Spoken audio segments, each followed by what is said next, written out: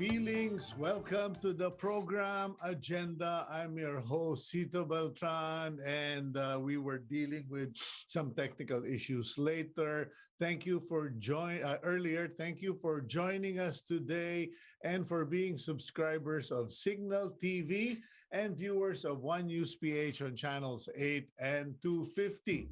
And today, as I mentioned, it's February 9, 2022. It's a Wednesday, and today we are going to be tackling politics. We will be interviewing a labor leader who is running for the Senate. And after that, so politics and then plants. For you, plantitos, plantitas, and those of you who, like me, have always wanted, have always said, have always considered to get into hydroponics or this in-house gardening, kumbaga, as some say, some call it, or water-based gardening. Well, our guest later will be talking about, and he's not just a hobbyist. He's a serious guy who is into this. He has a restaurant. He has a farm. And we will be talking about hydroponics and related matters here on Agenda. But before we do anything, let's go with the daily starter. Before I read that, thank you very much to PLDT for your home fiber optic internet that keeps us connected out here in Lipa. Mas malakas pa nga ang signal dito kaysa sa ibang bahagi ng Pilipinas because it's PLDT home fiber optic internet. Our daily starter comes from the book of Luke, chapter 6, verse 37. Judge not, and you will not be judged. Okay? Huwag kang judgmental. Condemn not, and you will not be condemned. Forgive, and you will be forgiven. Okay? If you want others to do unto you, you must do unto others as you want them to do unto you. So kung gusto mo nga okay, dapat wag kang judgmental. I just want to leave you with all of that and just kumbaga namnamin ninyo. Think about it, reflect on it, because sometimes we will say, oh, kasi he never calls me, he never visits me, he never talked to me. What about you? Did you actually try to take the first step or say the first word? Okay, so yan po, no? And let's now go to the front page of the Philippine Star, Wednesday, February 9, 2022. Okay, our front page for the Philippine Star headline, Rodi, President Rodrigo Duterte is not endorsing any bet at this time. Kumbaga, wala pa raw siyang publicly susuportahan na kandidato as of this time.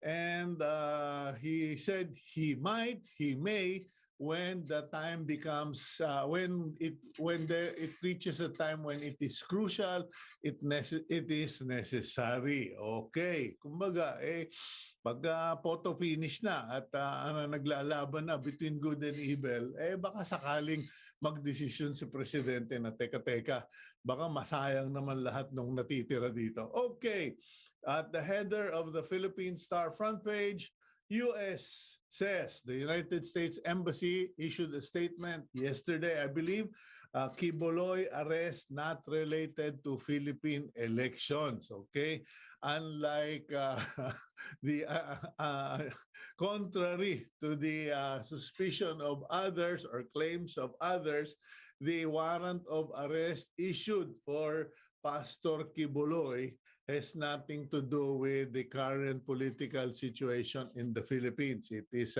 based on a warrant of arrest issued by the U.S. Department of Justice. And so, kumbaga, wag raw pong bibigyan ng kulay. Then, Presidential Advisor for Entrepreneurship, Joey Concepcion, as always, consistently has been pushing for improvements in the alert level classifications and is now pushing for alert level 1 to be declared in Metro Manila as the number of cases go down. Meanwhile, the Philippine government, the DOH, has announced that they will resume the national vaccination campaign on February 10 to 11. And the target is 6 million jabs in the third round of national vaccination. And in relation to that, the DOH Secretary Francisco Duque has stated, please be careful out there because of all of these campaign activities. You can see from all the photos of the front page of the Philippine Star that the possibility of the election or the campaign can become the super spreader of 2022. Sinabi na po natin yan. We said that yesterday that in India, when Delta variant hit India and killed thousands upon thousands of people, ang dahilan po primarily was because na timing yung paglabas ng Delta variant during their campaign. Regardless of your passion, your politics, remember, are you willing to get COVID and die just for a politician? Medyo mag-isip kayo dyan. Photo shows all of the candidates going all over and doing their launch of their official launch campaigns, etc. On the bottom left, the COVID-19 tally of Philippine cases bumaba, lower even at 3,574 new cases yesterday. The problem is the number of deaths went up again, 83. So it is evidence that COVID kills. Meantime, retired COMELEC Commissioner Rowena Guanzon, in an interview with the chiefs of the program, The Chiefs, on One News PH, said that the Valentine's Day celebration and activities should be open also to the LGBTQ plus sector. And she also thanked them for their support when she made her decision on the disqualification of presidential aspirant Bongbong Marcos. Okay, now, last but not the least, ito po. Nagpasabi po, okay, Jose Maria Sison, the founding chairman of the Communist Party of the Philippines, sent word to the Philippine Star last night, buhay pa ako. I am not dead. Those are rumors and the people spreading them are liars. So, doon po sa mga nakasagap ng chismis o fake news, Jose Maria Sison, founding chairman of the Communist Party of the Philippines, is still alive. Okay, let's now move on to our first interview today. As I mentioned, we will start with politics and then we will shift to plants on the second half. Let's go now to our first guest. He is a senatorial candidate on the senatorial slate of Vice President Leni Robredo and Kiko Pangilinan. He is a graduate of Bachelor of Laws from the MLQ University and AB Political Science from Mindanao State University, honorary alumnus of UP School of Labor and Industrial Relations, and he is a respected labor leader. Let's bring in senatorial aspirant labor leader Sonny Matula. Sir Sonny, good morning. Hi, Cito. Good morning, good morning. We are now in Sorsogon with the campaign Leni-Kiko. tandem. Okay, akala ko bumiyahe ka pa going back to Metro Manila just for us to be able to interview you. Stay there, don't travel unless it is urgent because medyo mahaba ang biyahe. So, how did the proclamation go yesterday? Oh, napakaganda po. We started early morning in the municipality of Lupi in the Angat Buhay Project ni Vice President Leni dito sa Camarines. Pumunta kami sa Lidmanan, then sa Tigaon, sumunod sa Iriga City, at nung hapon ay pumunta tayo sa misa sa Naga Cathedral kasama si Bishop Lando Tiruna ng Naga at yung dalawa pang obispo, si Bishop Alan Dialogo ng Sorsogon at si Bishop Gilbert Garcia ng Dait. Pagkatapos noon sinimulan na yung proclamation rally dito sa gitna ng Naga City at napakaganda po ng pagtanggap ng anak ng Camarines. Si Vice President Leni ay very warm at hindi ko ma-explain sa aking mga pananalita ang pag-welcome sa kanya ng mga taga-Naga at Camarines Sur at siyempre kasama si Kiko Pangilinan at ang mga senatorial candidates ng Leni-Kiko tandem. Okay, when I go through the lineup, particularly with you, medyo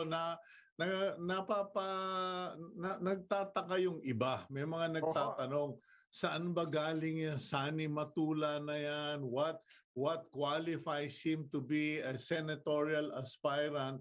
And what does he hope to achieve? Because for the longest time, it seems that anyone representing the labor sector, except maybe for sino ba yung sikat na senator na may polio.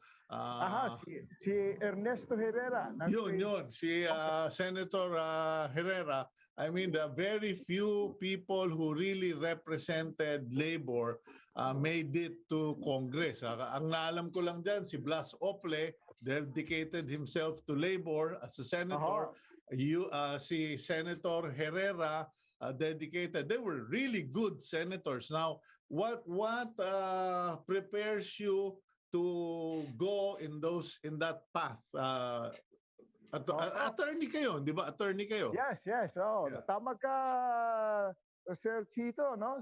At tayo po ay hindi kilala at matarik po ang ating aakyatin nitong eleksyon na ito sapagkat tayo ay sa trade union lamang nakilala. Siyempre sa law school, kilala tayo. Pero sa higit na nakarami ng ating mga kababayang botante ay hindi pa po tayo kilala. Pero para sa atin ay dapat baguhin natin yung ating politika na hindi popularity lamang. Dapat pag-usapan natin siyempre yung qualification ng mga kandidato at yung sabi mo nga dapat may plataforma na dala-dala. Tayo po ay unang-una kwalipikadong maging boses ng mga manggagawa sa Senado sapagkat kasama natin ang mga manggagawa higit na 3 dekada na. No, ako, sa aking pagkaabogado ay higit na 2 dekada na at mulat sa poll na ako'y maging abogado ay abogado ako ng mga obrero, ng mga magsasaka at mga maralitang tagalunsod. At mabuti na lamang at although hindi tayo kilala, ay pinili tayo ni Vice President Leni Robredo na makasama sa kanyang team Leni-Kiko sapagkat nakita niya yung ating track record at qualification. So tayo po ay abogado ng mga obrero, tayo po ay nagtuturo ng constitutional law at labor law sa Manuel L. Quezon University, sa University of Manila at sa University of Perpetual Health. At tayo rin po ay naging reviewer sa labor law sa Cagayan State University, sa Mindanao State University at sa Villasis Law Center na para naghahanda ng ating mga bar candidates para mag-take bar exam. Yung sabi mong agenda ay may dala-dala po tayong agenda at pinag-usapan ang pagpapanday nito ang mga trade unions, lalong-lalo na yung kasapi ng All for Leni or Alliance of Labor Leaders for Leni at may 5 kaming tinukoy na mga agenda na ating dadalhin sa Senado. Yung una po ay ang agenda patungkol sa trabaho, trabahong disente, green jobs at climate jobs ang pinag-usapan. Kasama dyan siyempre yung to ensure the security of tenure ng mga manggagawa, wakasan po natin ang Indo at ang labor-only contracting at yung abusive contractual arrangement sa loob ng mga pabrika at pagawaan. Yung pangalawang agenda po natin ay patungkol sa nakabubuhay na sahod. Napakaliit po ng sahod ng mga manggagawang Pilipino kaya po naintay sila na pumunta sa labas ng bansa, lalong-lalo na yung ating mga healthcare professionals. Kaya po ating baguhin ang iskema ng pamamalakad ng sahod sa Pilipinas. Palagay namin unfair na po yung mga regional wage board schemes, na bawat rehiyon iba-iba ang sahod. Pero ang presyo ng bigas sa Metro Manila at ang presyo ng bigas dito sa Sorsogon o dito sa Butuan City o dyan sa Bacolod ay ganun din ang presyo. Yung mga binata ay ganun din ang... Attorney, what are you proposing? If you So we feel are that proposing... yung wage boards are already ineffective, what are you proposing? Gusto namin po na magkaroon ng pambansang minimum wage. So isang standard na lamang ang national minimum wage at dapat hindi na po regional kasi para ma-level off ang pasahod sa Pilipinas at hindi magkumpul-kumpulan yung mga manggagawa dyan sa Metro Manila. So para sa pagtaas ng sahod, yung pambansang minimum wage ay ating ipanukala. At maliban dyan, yung pangatlo naming proposal, yung public services, lalong-lalo na yung ayudang sapat at para sa pagbabalik ligtas ng mga trabaho, ang pag-adapt ng unemployment insurance. Siyempre kasama dyan para hindi magsara ang mga maliliit na negosyo, yung subsidy sa mga small and micro enterprises, parang stimulus, economic stimulus sa package para sa kanila para matulungan na mapalago muli at makabangon sa kasalukuyang krisis. At siyempre, yung ating public health system ay ating strengthen. At yung pang-apat, yung pagrespeto ng karapatang pantao at ng karapatan ng mga magagawa na mag-organisa ng union at makipag-collective bargaining negotiation, maimbestigahan natin ang mga patayan ng mga trade union leaders at organizers sa Pilipinas, o yung patayan ng mga abogado. At yung panglima ay atin pong isusulong yung aktibong partisipasyon ng mamamayang Pilipino sa mga policy making. Siyempre, yung mga asosasyon ng mga manggagawa, yung mga trade unions, yung asosasyon ng mga magsasaka ay dapat maging effective ang kanilang paglahok sa mga pagpapantay ng mga polisiya ng gobyerno. Okay, Attorney, okay, nabanggit mo yung agenda mo, no? So let me ask you questions that maybe the employers and the business people will ask. Kasi, okay, gusto mo ng gusto mong taasan ng sweldo. Now, ang problema, may kapalit yan. Ano ang kapalit na mabibigay ninyo sa mga employer? Kasi parang naiipit sa nag-uumpugang bato ang mga employer. May realistic demands ang laborer, tapos ang mga politiko naman ay may mga ginagawang policy to make themselves look good, but it is the employer that pays the price. But no, the employers are not getting any break, are not getting any subsidy, etc. Tama. So, ganito ang gagawin natin kasama ng Cito, napaka-importante yung malakas na pagtulong sa ekonomiya na makabalik ulit. Katulad nung sinasabi nating economic subsidy sa mga negosyo natin. Kasi walang ibang mapagkukunan ngayon ng pondo, kundi ang gobyerno lamang ang makakatulong para mabigyan ng ating mga negosyante ng tulong. At ang pangalawa nito, ito ay pang short term lang yung mga subsidy na yan. Kaya kinakailangan talaga na i-moderno natin ang ating agrikultura at dapat ito po ay nakasabay sa industrialisasyon na ating bansa, lalong-lalo na yung sa manufacturing. So ang ating mga produktong agrikultura dapat pinaproseso natin para ito ay maayos na maipabahagi din sa ibang bahagi ng Pilipinas at maski na sa ibang bansa. Yung pagmoderno ng agrikultura ay dapat kasama dyan, sabi ni Senator Kiko Pangilinan, yung pagdoble sa kasalukuyang budget para sa agricultural sector. Sa kasalukuyan ay 1.7% lamang ng ating budget.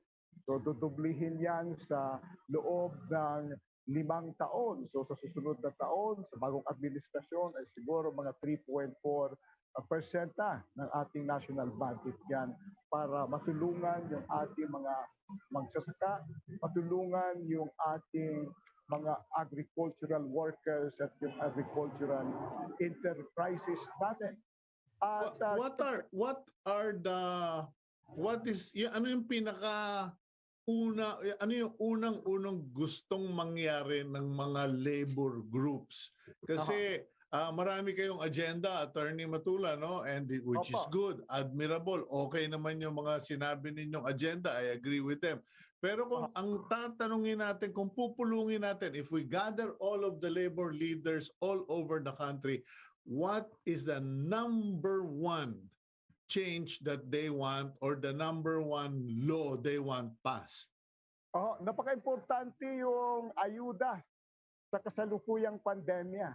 At tulad nung pag nawalan sila ng trabaho, ay mayroong maibibigay sa kanila halimbawa na sustento sa loob ng 14 days samantalang naka-lockdown o wala silang trabaho. Kumbaga parang sa Amerika, yung unemployment benefits. Isa yan sa ating unang isusulong.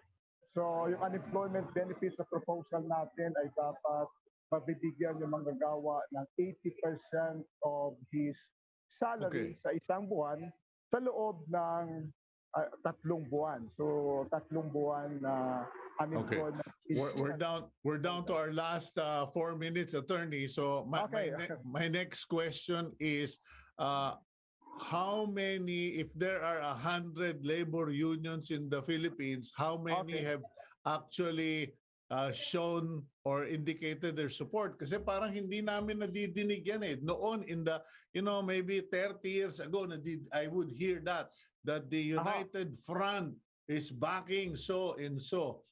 What about now? Ang mga major trade union groups ngayon ay sumuporta po kami kay Vice President Leni at siyempre sa iyong lingkod. Yung nagkaisa labor coalition, the biggest labor coalition in the country, nagsuporta na ang inyong lingkod ay suportahan para tumakbo sa Senado. Siyempre kasama dyan yung Federation of Free Workers, yung sentro na nagkakaisa at progresibo manggagawa o sentro, yung partido manggagawa ay kasama natin dyan, yung Trade Union Congress of the Philippines ay kasama dyan. Pero doon sa pinaka-broad, yung All for Leni, ay kasama rin natin doon yung National Union of Banking Employees, kasama rin natin doon ang National Confederation of Workers in the Sugar Industries at yung kapatiran ng 20. So itong mga organisasyon na ito, hindi siguro na masyadong na-publicize, pero kasama natin yan sa nakaraang 2 taon na paghahanda. How much in terms of votes are the labor unions worth? Kumbaga, kasi marami kang naging estudyante, pero baka good for 100,000 lang yon. Paano yung mga labor groups sa palagay mo? Binilang na po namin at sa aming tantiya ay umabot kami ng 380,000 to 400,000. So kung 400,000 at may pamilya yan, na probably mga 5 sila lahat sa isang pamilya.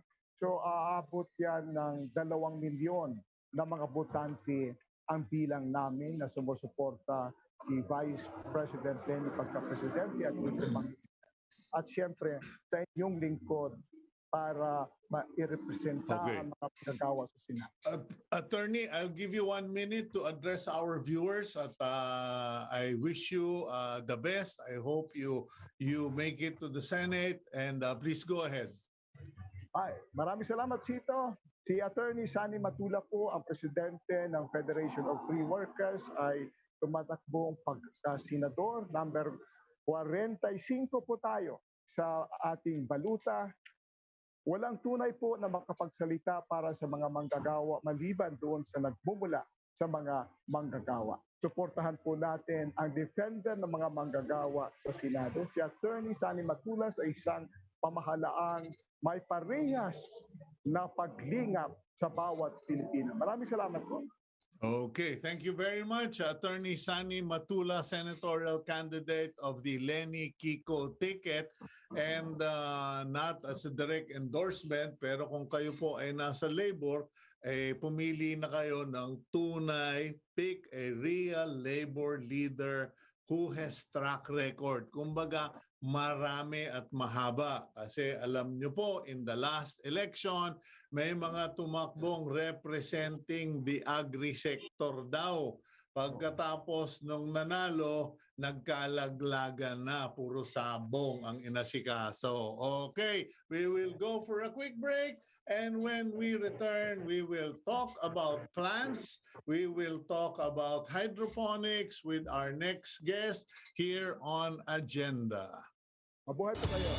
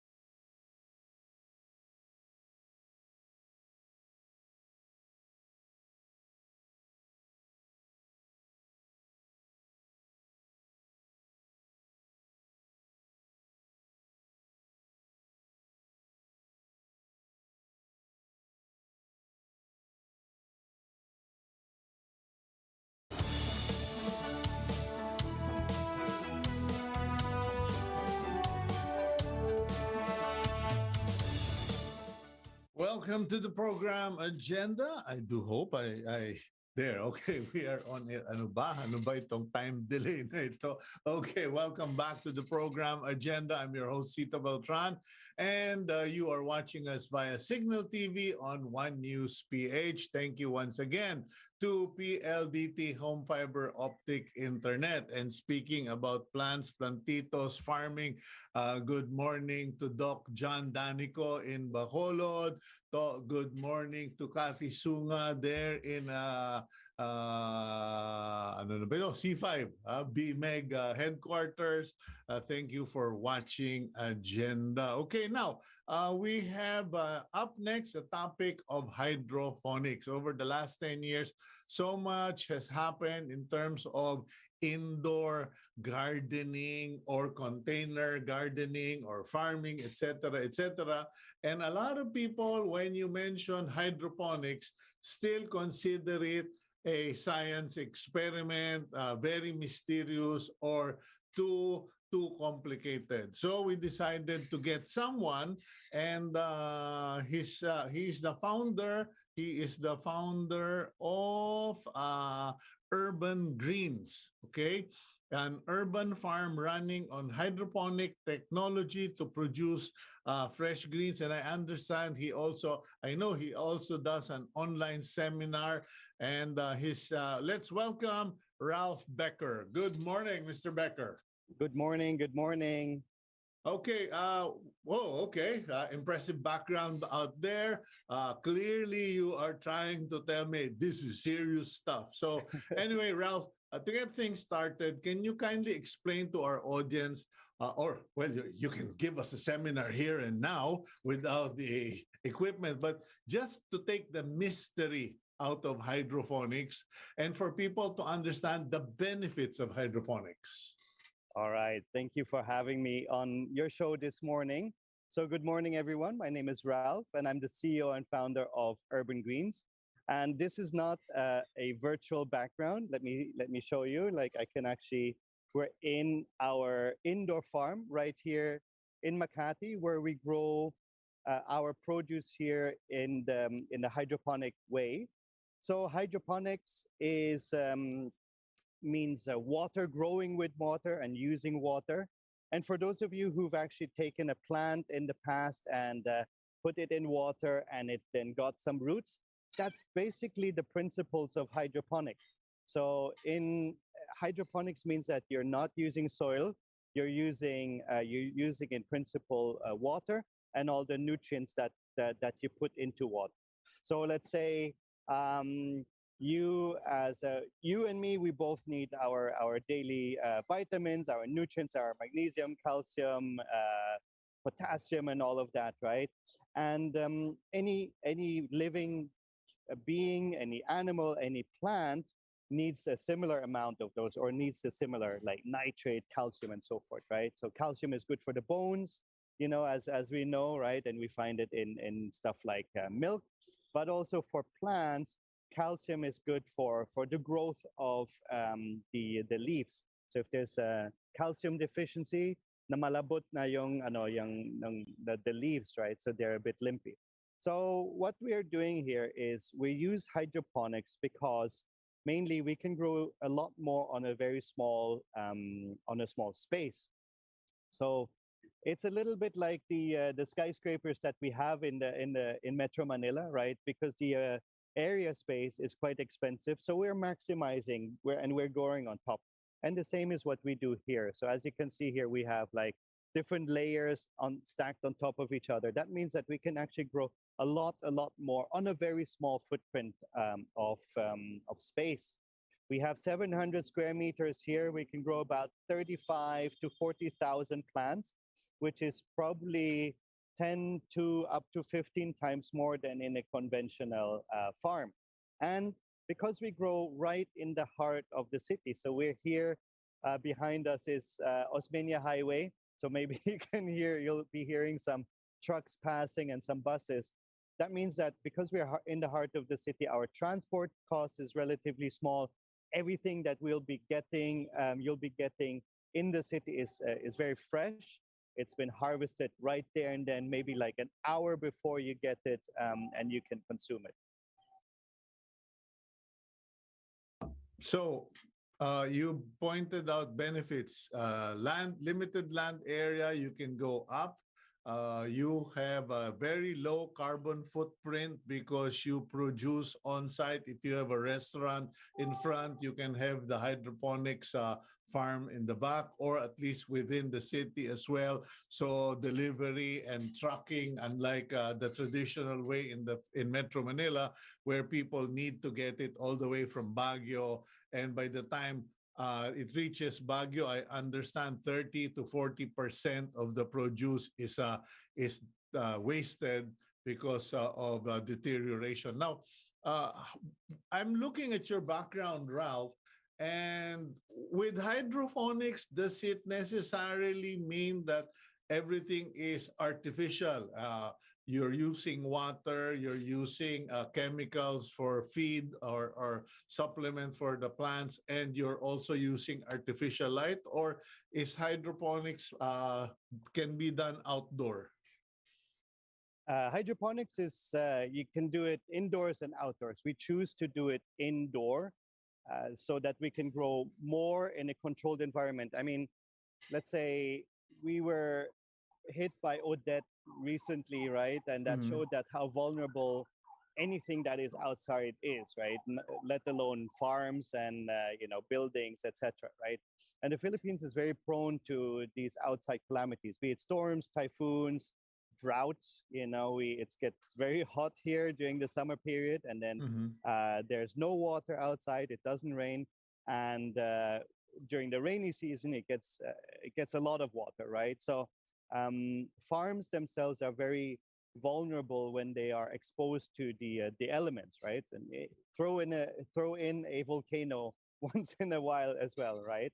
And these calamities, unfortunately, we're in a time where it will not be less. There'll be more of these typhoons, right? And if we keep doing the things as we are doing now and expecting the same results, then that really doesn't work. So we're not the first ones to adopt hydroponics or indoor vertical farming. This has been done for a long time. And there are several people and several methods to do it. You can obviously do it outside, of course, and what it does, it will give you good growth because you can kind of control the environment. It's in that sense, but you can also have it in greenhouses, right? Yeah. So a greenhouse makes a lot of sense if you have a lot of space, if you're further away in the countryside, and that will reduce your cost. So you can use, there are a lot of different variables for this. And as you mentioned before, some people use container farms, which is also quite popular, right? This was developed and designed in the US and different climates. So whatever is best suitable for your environment and for your climate, that's basically what we're trying to do. Okay, what about the water itself? Because when people ask me, how do you prevent the plants from dying? I said, well, A, is you water them, B, you don't overwater them, and C, if possible, please put the water first in drums and let the chlorine breathe out, because in Metro Manila, the chlorine is high. Can you use tap water in the hydroponic system? What is your procedure? Yeah, so that's a really good question. So you can use any water, and as you said correctly, Manila water is highly chlorinated, but it's actually not too bad, right? And you said correctly that chlorine can evaporate. It just takes a bit more than an hour for the chlorine to evaporate.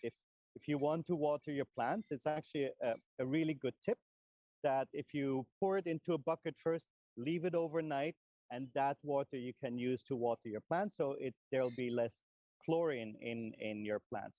What we do is we have reverse osmosis filters, and so we use the water from our taps, from our faucets. Now, the next thing that we will want to use is rainwater harvesting.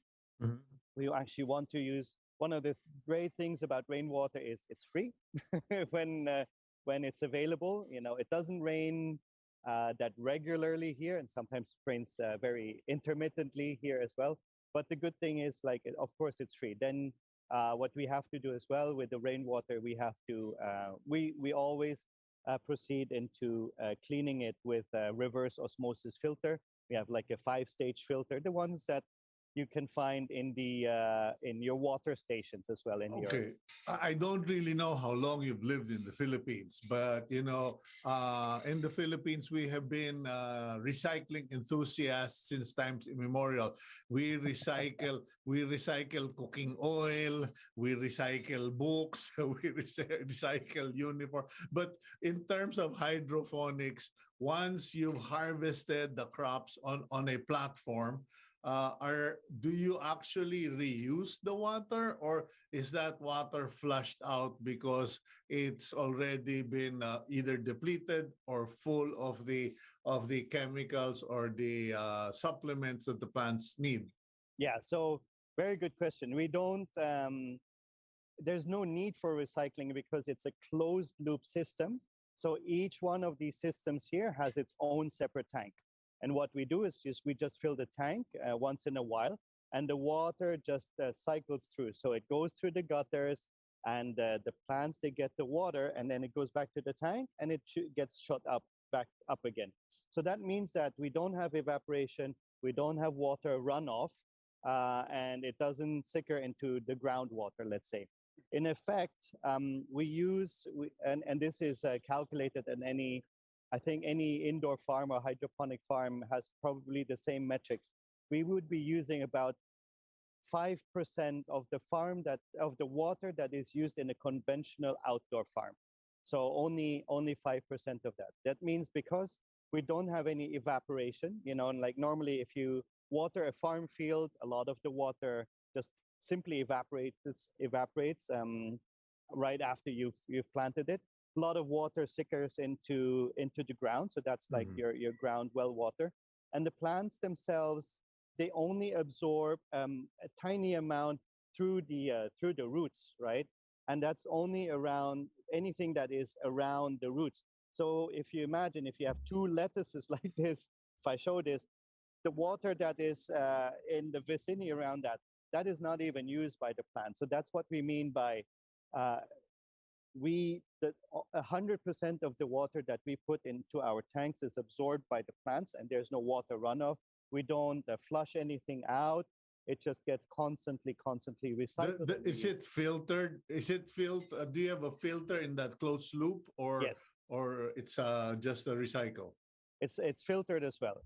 Okay. Now, ladies and gentlemen, in case you picked up on what Ralph said, that they barely have any evaporation, I think, Ralph, you meant because the plants on the platform are on a closed base with holes only for the plants. Right. Baka sabihin ninyo, ay, bola yan, hindi totoo yan. Yung may butas lang po para doon sa pinakatanim. So yung tubig, it doesn't evaporate in an open tank. Kasi I think that is, I'm into aquariums, big aquariums and fish ponds. So I understand that without the top covering, water will just evaporate, and of course the runoff. So now, in terms of costs and practicality, Ralph, because people will say, "Nako, kuryente lang niyan si Becker." I'm sure he's probably paying a fortune. Okay, I see you putting your hands on your head. What's the story there? Because truth be told, I've been studying and looking for solar-powered grow lights, and there seems to be no such animal.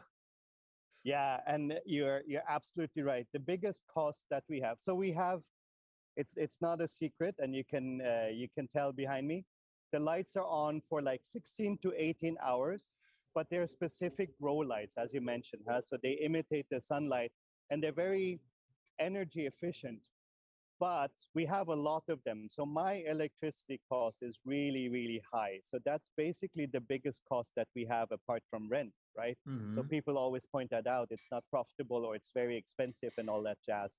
And of course, the systems themselves, they are very expensive as well, like the whole equipment, right? But in return, even though I have high electricity costs, let's say I will have an electricity cost of, let's say 200,000 a month, right? In return, I can grow 3 metric tons of food on this footprint alone, which is 700 square meter. The revenue of that will obviously cover all of these expenses. So I can make, cost is always relative to your revenue and to your profit. So yes, we have very high costs. And to your point, solar lights, we are obviously exploring this. And I think one of our main goals here is even thinking about Odette in the past. My parents are from Cebu. I'm half Cebuano. So I feel a lot with... What's the other half? German. Yeah. German. Boris Becker. I mean, Boris it's Becker, obvious. diba? Yeah. Diba? Not related, unfortunately. Unfortunately. Okay. So in terms of cost, the volume of production, the quality of production, plus the savings in terms of transport, the quality of handled products, more than makes up for what it costs to produce. Yes, correct. And you said it correctly. Like, we don't have any loss in transport as well. So that really that 20-30% loss when something comes from Baguio or until it reaches the shelf, right? then a lot of it will be discarded because it doesn't look nice anymore, right? And we don't have that loss. So effectively, what we grow is what we sell. So and that then turns into revenue. But is there now a movement? Because 20 years ago, I remember, or at least that's what I think it was, 20 years ago, there was a movement of from some architects and some engineers that we should transform roofing in the Philippines to be all solar panels, or at least they integrate solar panels into the roofing of the Philippines. Now, looking at what you have there, one would imagine if every building in Metro Manila was required by law to have at least 100 square meters or 50 square meters of hydroponics like you do, we would stop the problem of disruption of the supply chain for food. Yeah, so it's a very good analysis, and I think those people were really forward-looking. And I think it comes back to your question that you were looking for solar grow lights. Yeah. Unfortunately, the amount of energy that you can capture with a solar panel versus the light that is emitted by these grow lights, there's a disparity. You know, you cannot actually capture that much with, let's say, unless you use a very, very, very big solar panel. So, for example, we would need 3 times the rooftop space that we have right now in order to grow the same amount of electricity that we're using. Now, this doesn't mean that it's not efficient. It only means that, and this is much better than, let's say, 5 years ago, right? And solar panels are getting better. Now we are starting to get batteries that are getting cheaper and cheaper. I think that will be a very big component in the future, and we are getting there. I think it's what we are trying to experiment with is how can we create 100% off-grid farm that is independent from, let's say, from the grid, from the electricity and the power grid, be that through solar, be that through hydro or wind, and where we can capture the water as well from rainwater from the atmosphere. Okay, now, Ralph, what are you primarily? Because you're teaching hydroponics online. You have a restaurant, and clearly you're an advocate for green. Now, what are you first of all? I'm a friend to the planet. Let's put it that way. I think I'm a little bit of all of those, right? I'm an advocate of like looking at things and seeing whether they can be done in a more efficient and better and greener and more sustainable way. We're obviously not perfect at this point, but what we're striving to do with my team is to always find better ways how we can do things more efficient, cheaper, more eco-friendly for sure. So one of the examples is that we don't use plastic in any of our packaging. Everything that we work with is biodegradable. So we work together with EcoNest, for instance, who have these nice cassava bags. So all of our sales and sales in our packaging is biodegradable. Yeah, but what about your hydroponics? Allow me to bring it back to your hydroponics seminars. First of all, how easy? Well, I teach all the wrong ways of raising hogs for VMEG, okay? So I teach them all of the disasters and the stupidity I committed as a backyard hog raiser in the past. Now, one discovery I learned is with pigs, you either raise one for your backyard or you raise 50 sows if you want a commercial operation. Yeah. For hydroponics, what's the formula? I think it's pretty much the same.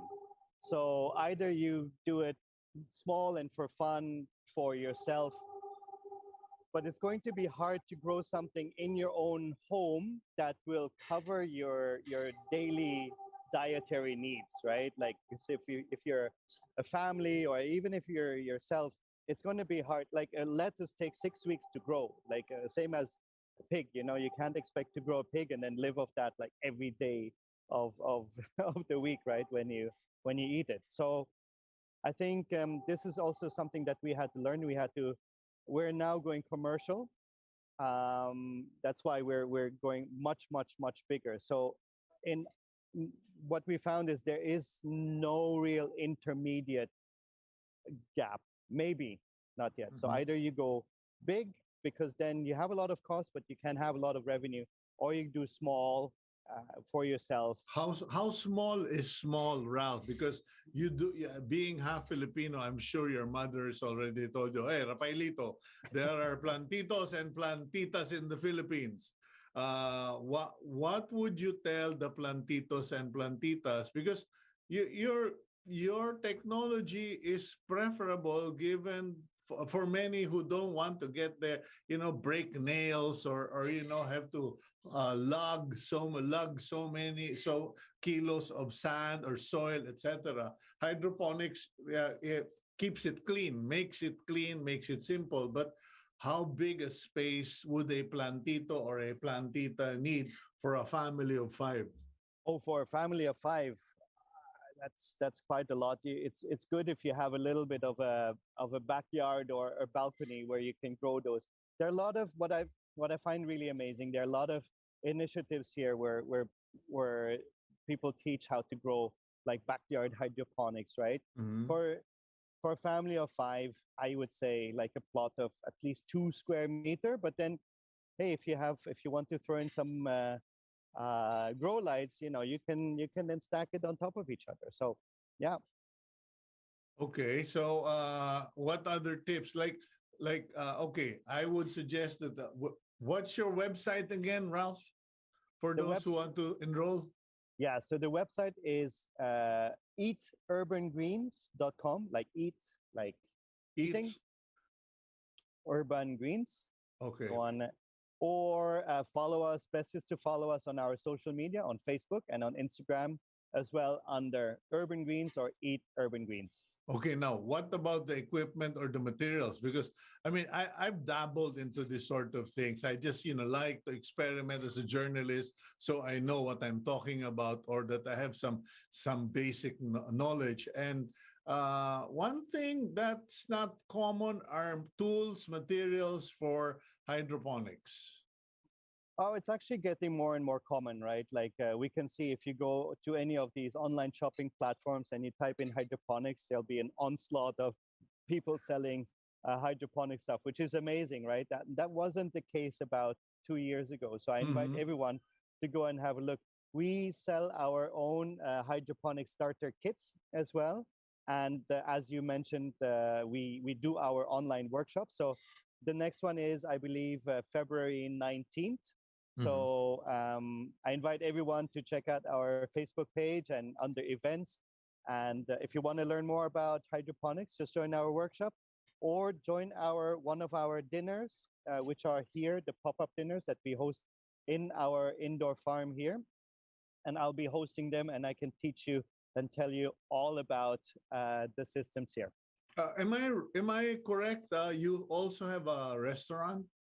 So it's not really a restaurant. We host the dinners right here at the farm, and Mm. we have a bigger table here, and it's a little bit like a supper club. And the twist is everyone talks about farm to table, this and that, right? What we do is we let you harvest your produce. We let you harvest like the kale, the arugula, the basil, the leafy greens, the herbs, etc.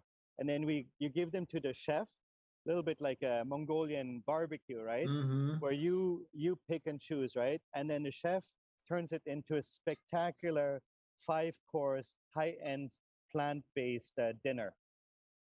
Okay, well, I guess that is more than enough to attract people, especially the vegetarians or people like me who are still trying to fight the 80-20 battle. 80% vegetarian, 20% meat. So anyway, Ralph, thank you very much for your time today. And we do hope that your efforts in the Philippines to promote hydroponics and your seminars will pick up, and that you get a lot of followers on your Facebook page. Thank you very much for your time today. Thank you. Thank you. Thanks for having me on your show.